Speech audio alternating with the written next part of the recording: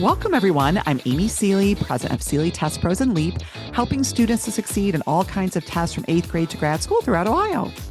And I'm Mike Bergen, president of Chariot Learning, helping students with tests, school, and life based out of Rochester, New York. Between the two of us today, we have over 60 years of experience at the highest levels of the test preparation and supplemental education industries. We both love to talk and learn about the latest issues in education, testing, and admissions. So let's get down to tests and the rest. The awesome sponsor we want to spotlight today is Studyspaces.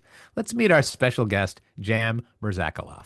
We're thrilled to be speaking with you, Jam. Welcome.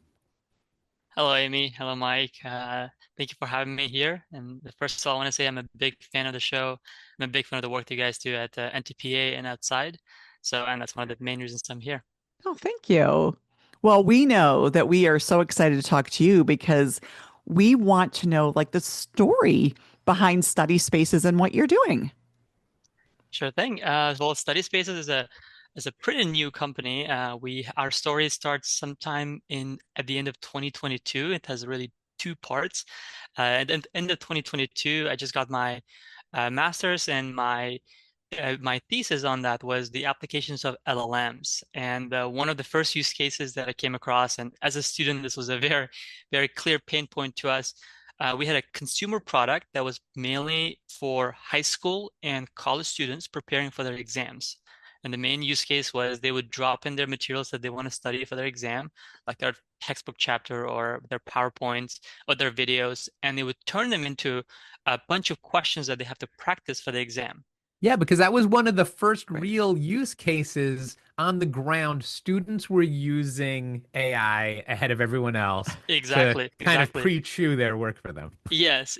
And maybe this is very commonplace right now, but end of 2022, this was really, really new, and it got really popular. In the next 1.5 years, we ended up serving over 100,000 students across high school and college. Wow. And then that's what our consumer product started. But at that time, what happened is we started hearing a lot of teachers and tutors coming to us and say, hey, I like the platform. I want to use it with my students, but I want to put my own curriculum in there.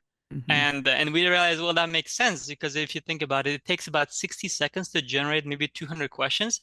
It'll take 3 weeks to study them. So people are spending much more time on the platform actually studying than just actually generating.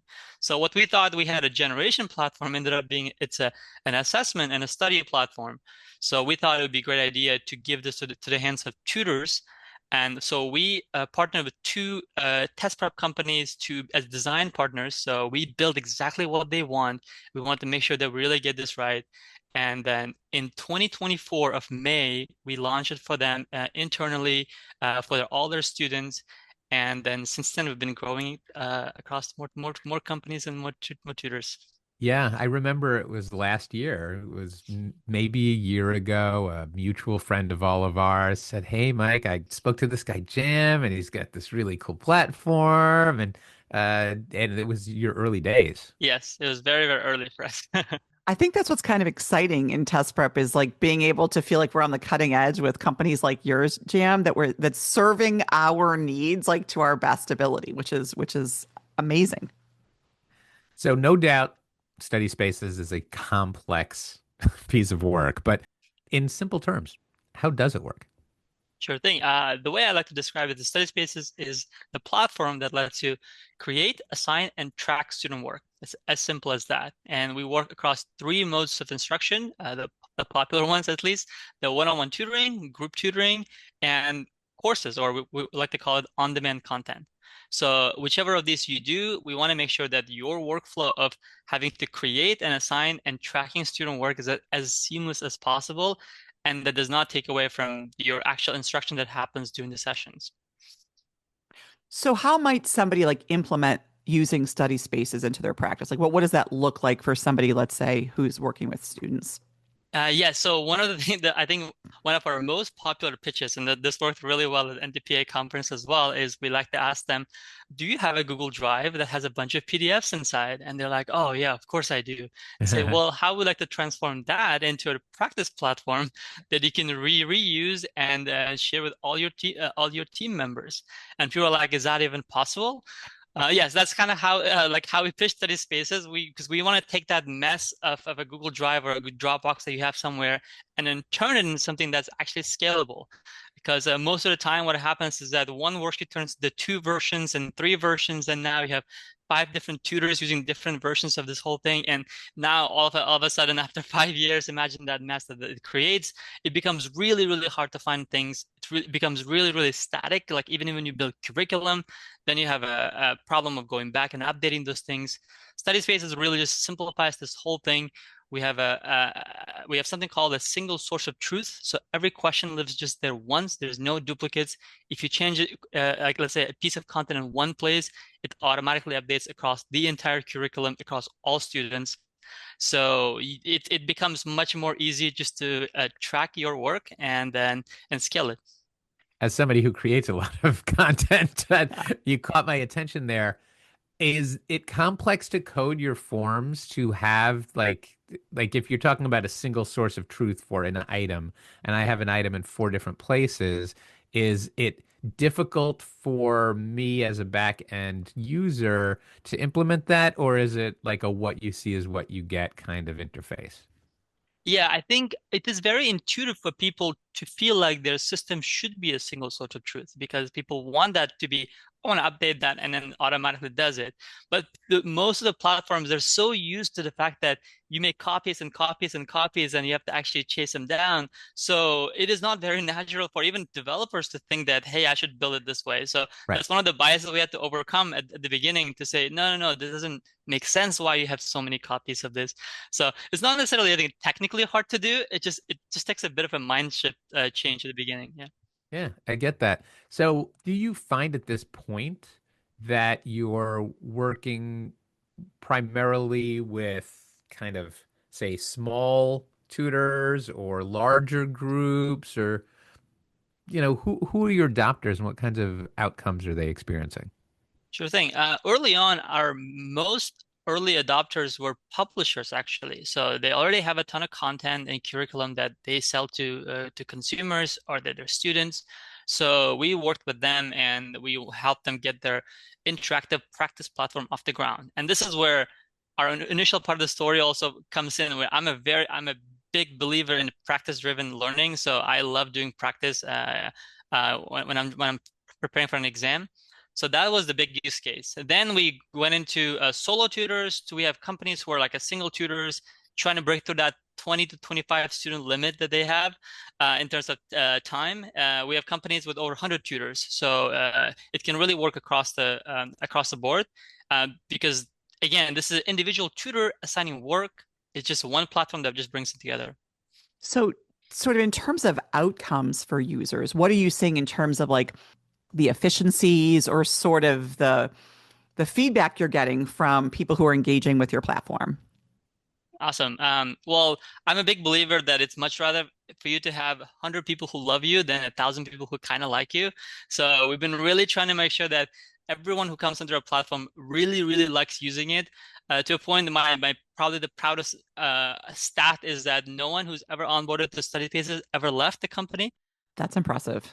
Thank you, thank you. And we want to make sure people really, really love the platform. And the first outcome that people see is this how much time they save in just assigning a homework. So they don't have to reassemble them anymore. They don't have to go and scavenge through their system. It is normally once you have everything set up, it takes about 60 seconds to get an assigned homework. It's auto graded, so you don't have to do anything after that. That's the first part of this. And the second thing, and this is my favorite, I talked to Mike so much about this as well. I love group tutoring, and it's one of the things that I want to encourage people to do more group tutoring. It makes tutoring more accessible to more people. It brings down the it multiplies the effects of when people get from tutoring. So we allow a lot of forms of tutoring. So people who used to do just the one-on-one instruction, now they're branching into this on-demand content and the group tutoring side of things. So I'm very excited about that, and that helps their business as well. Can you provide, without giving any names, can you provide an example of how somebody maybe made the shift from solo tutoring only to taking advantage of those opportunities for on-demand and group tutoring? Yeah, absolutely. So we have a couple of clients, for example, who they had a ton of content over the years of teaching that it was living in their Google Drive.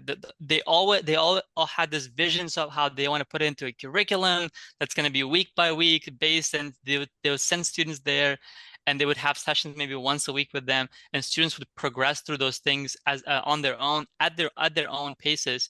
Even in a group setting, this is super like important for people to be able to kind of check things off as they go. And this is something that we support through a feature called programs. So you can set up your own program, your own curriculum. You put your own videos in there. You put your own your quizzes there, and you put that all into an interactive platform where it's visible to students, it's visible to parents, it's visible to you the entire progress. So that I think is a big shift for people. And I've seen people go from 20 to 25 students to like they're close to 300 students that now that they support across in their company. And this is a single tutor. Yeah, that's wild. I have another question. So for, people, obviously we know in our learning space that many people are doing so much work with students online, right? Like Yeah. unprecedented numbers. But then obviously there are people who are working with students in person. I'm wondering in terms of study spaces, do you see it as something that integrates better with online tutoring, or is it something that like, no, whether you're in person or online, this is going to be helpful or useful to all companies? Yeah, it is definitely a lot more useful if you do online tutoring. That's for sure. For the people who do in-person tutoring, we at least encourage them to assign the homeworks online. So ACT is digital, SAT is going digital. Every exam, people are going to be very, very used to being able to do things and practice online. So by assigning things online, they will take themselves off of the assigning part, like actually creating the PDF. So there's actually a real cost like associated with printing. And then second is just grading, because if you assign it in a PDF or a real paper, you have to grade it now and yourself. So that takes a lot of the time that you could be spending with a new student maybe, or the same student again in a different session. Now, for a lot of us, at least in test preparation, we really sort of are committed to using official test material, right? As much Yes. as we can. I'm wondering in terms of like people who are using that material, is there ways in which they can engage with that still using the Spaces platform? Yes. And one of the main things that I tell people is that we are not a publisher. So, there are a lot of platforms that give you content, that provide content. We do not provide any content on the platform. We help people bring in their existing content or the content they have legally access to, such as the ACT affiliate program.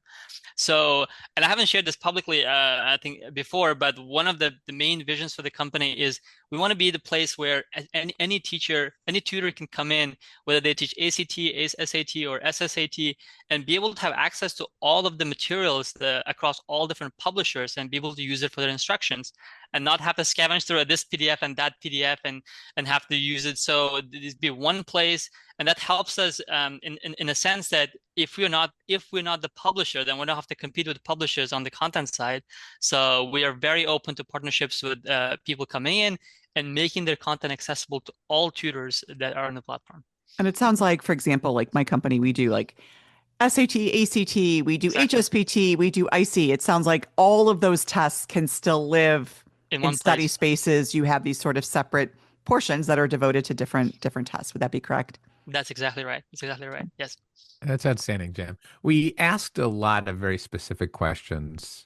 Before we're finished, is there anything else that someone curious about study spaces should know about it?